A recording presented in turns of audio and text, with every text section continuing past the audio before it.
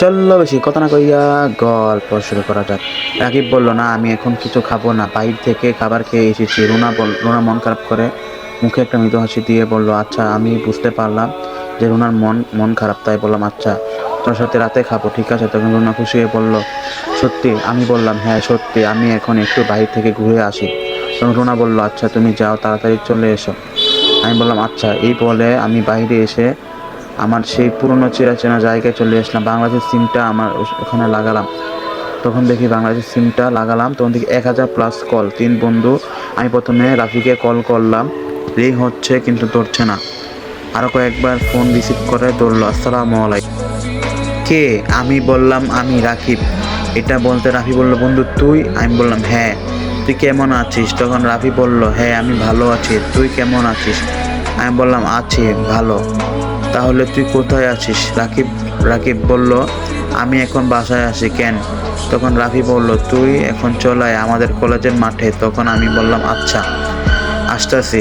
এই বলে কলটা রেখে ফোনটা পকেটে রেখে চলে গেলাম আমার সেই চিরচেনা কলেজের মাঠের দিকে। 10 মিনিটের মতো হাঁটার পরে পৌঁছে গেলাম খেলার মাঠে। তখন দেখি আমার বন্ধু এখনো আসেনি, আমি ওর জন্য অপেক্ষা করতেছি। তখন দেখি আয়শা দেখি এমনভাবে তাই কিছু দেখে মনে হয় ভূত দেখছে। যেই না আমার কাছে আসতে যাবে, ঠিক তখনই পিছন থেকে রাফি এসে বলল, আমাকে জড়িয়ে ধরে বলতেছে, বন্ধু তুই খুব শুকিয়ে গেছো, ঠিক মতন কি খাবার দাবার খাস না?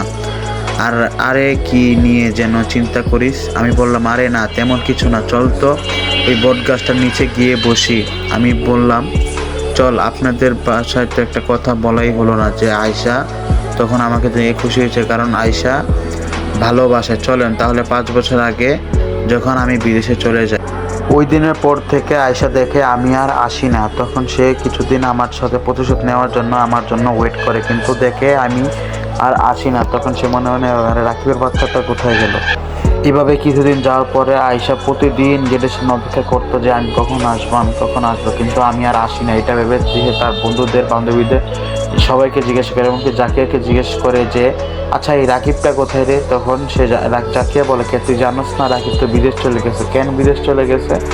তখন আয়শা এটা ভেবে করে, কিন্তু সে এটাতে একটু মাথা কামায় না। তারপরে সেই দিনের মতন সে বাসায় চলে আসে। বাসায় আসার পরে সে শুয়ে বাসা থাকে, রাকিব গেল। আর এভাবে কয়েকটা যাওয়ার পর আস্তে আস্তে আয়শা অনুভব করে যে সে রাকিবকে ভালোবেসে ফেলেছে, রাকিবকে ছাড়া সে থাকতে পারছে না।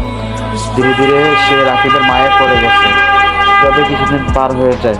তো গাইজ, তোমরা অনেকে বিরক্ত হচ্ছে, আমি দ্বিতীয় পার্ট খুব শীঘ্রই আপলোড দেব, কারণ আমি কিছুদিন অসুস্থ থাকার কারণে এই পঞ্চম পার্টটা অবশ্যই আপলোড দিতে পারি না। তো তোমরা সবাই অবশ্যই চ্যানেলটাকে, যারা ইউটিউব থেকে দেখতে পাচ্ছ তারা অবশ্যই চ্যানেলটাকে সাবস্ক্রাইব করে দিবে, এবং যারা টিকটকে দেখবে তারা অবশ্যই ফলো করে দিবে। ধন্যবাদ।